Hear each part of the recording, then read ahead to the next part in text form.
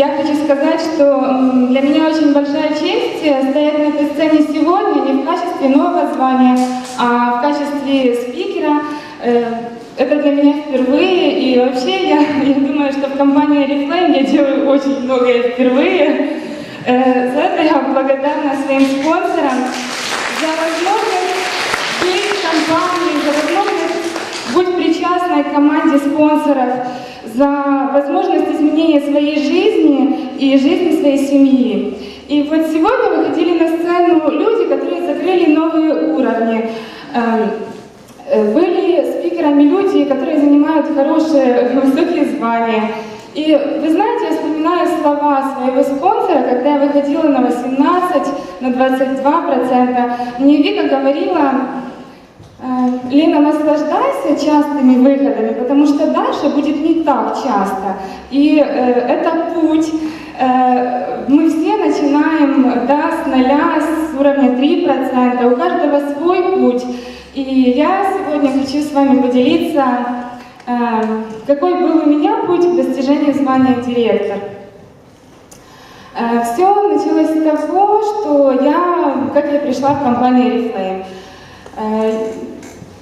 Оказывается, мои знакомые, все мои друзья, уже много их, 50% были зарегистрированы, были консультантами, но мне так никто никогда не предлагал, не показывал возможности компании. Я ни разу не видела каталог своей жизни, я ни разу ничем не пользовалась.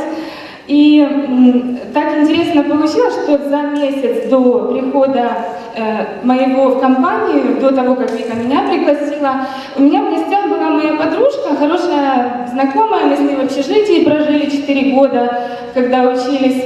И у нее были такие большие классные ресницы, я говорю: блин, у тебя нарощенные, какой тушью ты пользуешься?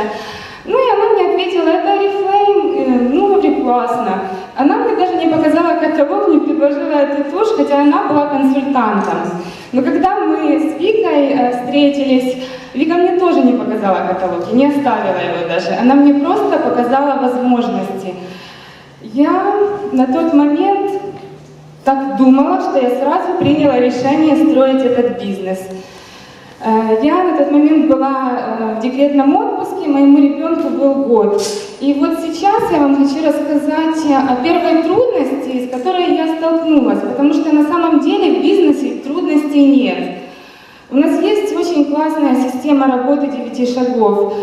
Выросли наши спонсоры, наши лидеры по этой системе. Выросла я, растут мои партнеры, новички успешно запускаются. То есть, в принципе, дело в шляпе, да, как говорят. И я поняла, что самое трудное в нашем бизнесе – это самоорганизация, организовать себя, потому что вокруг кого-то можно организовать. Ребенок маленький, я живу с мужем и еще плюс с дедушкой, со свекром.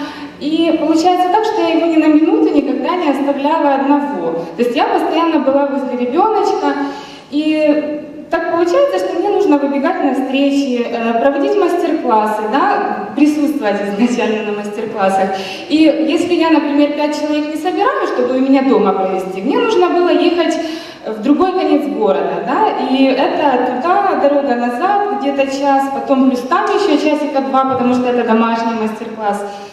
И я начала договариваться, муж на работе с дедушкой. Дедушка оставался, раз остался, второй, раз 10 остался. Я понимаю, ему не прикольно сидеть с ребенком, он мужчина. И я была на уровне 9%.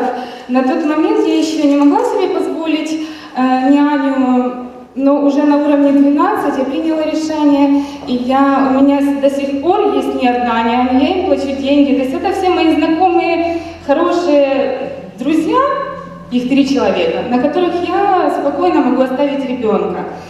И плюс плачу им еще в час 10 гривен.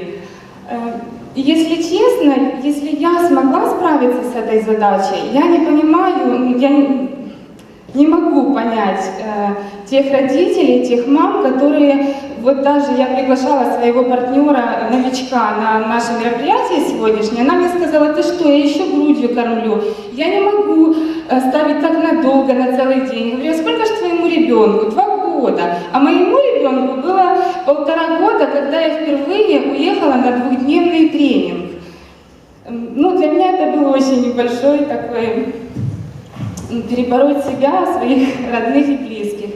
Следующий пункт, где я тоже столкнулась с трудностью, это разобраться, что такое, какие такие слова принятия решения. Просто я их впервые услышала в Oriflame. Я читаю книги, в каждой книжке говорится о принятии решения, на каждом диске выступление лидеров, принятие решения, на каждом мероприятии тоже.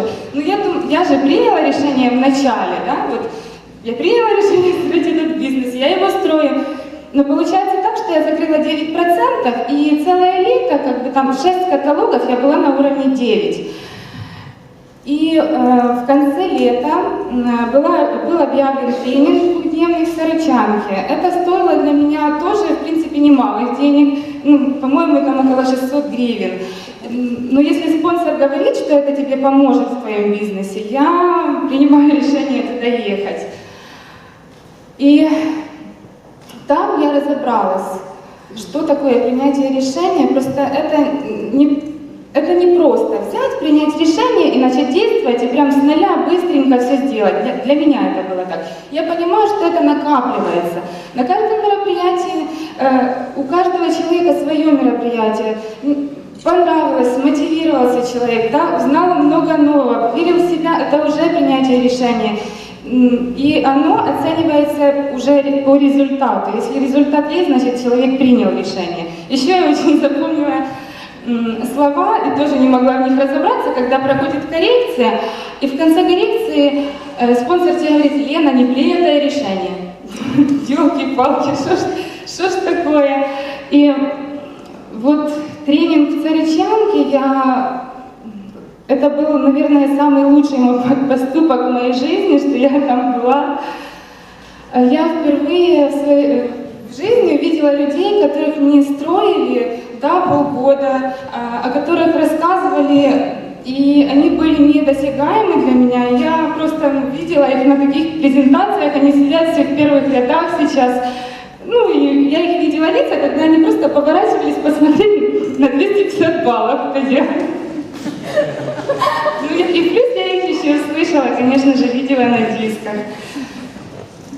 И я помню, у нас было около 100 человек, мы были в меньший зал, как в половину, и я уселась за 3-й партой, за 3-м столом, мы сидели по трое. Сначала мне хотелось залезть под стул, да, потом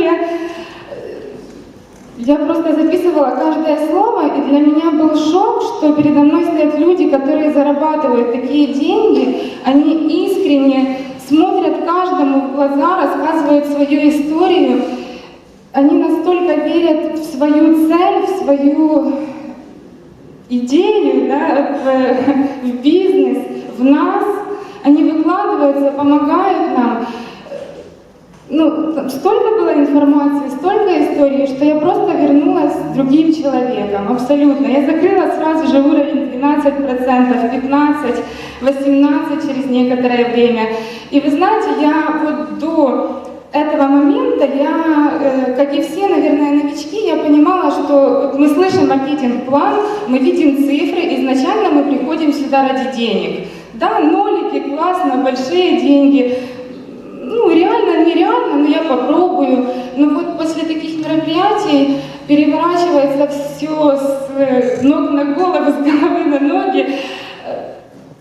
На первом месте стоит отношение к людям, отношения между спонсором и консультантом, а потом уже деньги. Я даже не знаю на каком, на 3-м, на 4-м месте.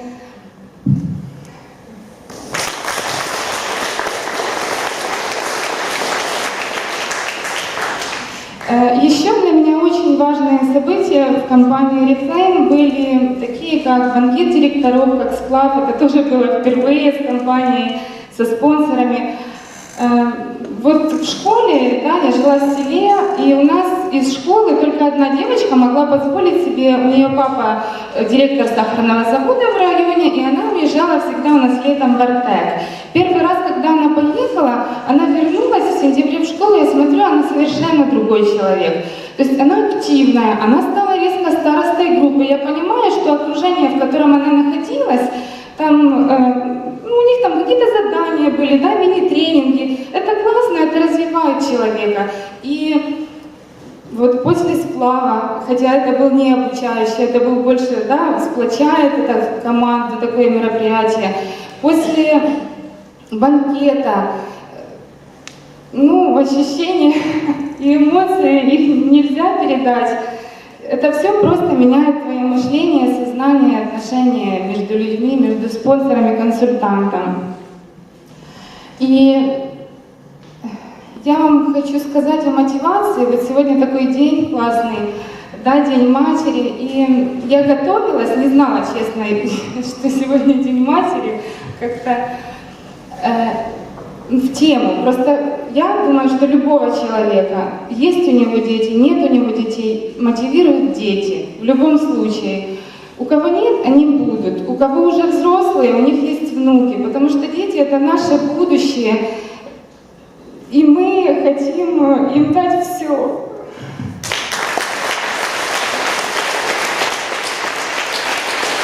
Я помню, когда Вика мне говорила, я там отмазываюсь, мне там у ребенка насморк или еще что-нибудь, там я сегодня не приду. Лена, ребенок растет не вниз, а вверх. Он вырастет завтра, послезавтра, у него будут другие совсем запросы. И я сейчас их вспоминаю каждый вечер, когда только открываю дверь, захожу домой с офиса, а он бежит, ему только 4 года, и он бежит уже: мама, а что ты мне купила? И каждый день ему не надоедает это спрашивать. И я вам хочу рассказать одну историю, одну притчу про ручеек. Жил-был веселый, звенящий, быстрый ручеек, и он принял решение, поставил себе цель попасть в море. Потому что в море больше возможностей, в море волны больше, с ветром можно поиграться, шуметь громко. И он начал свой путь. Так он бежал, пока навстречу у него не появилась большая, огромная сухая пустыня. Ну и он задумался, он остановился, что делать дальше. И навстречу ручейку прилетел ветер и говорит: давай я тебе помогу.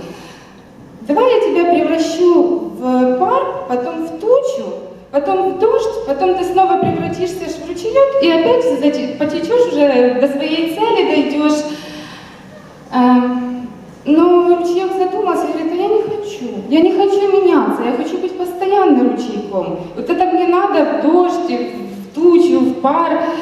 Ну смотри, ответил ему ветер, потому что если ты не будешь меняться, ты не попадешь к своей цели, и ты просто станешь болотом, потому что пустыня тебя преодолеет. Ну вот, ручеек не поменялся, он засох. Я хочу вам пожелать не бояться перемен, меняться, изменяйте свое мышление. Я знаю точно, что самый тяжелый труд — это работа над собой. Но если у меня это получилось, у вас тоже получится. Спасибо.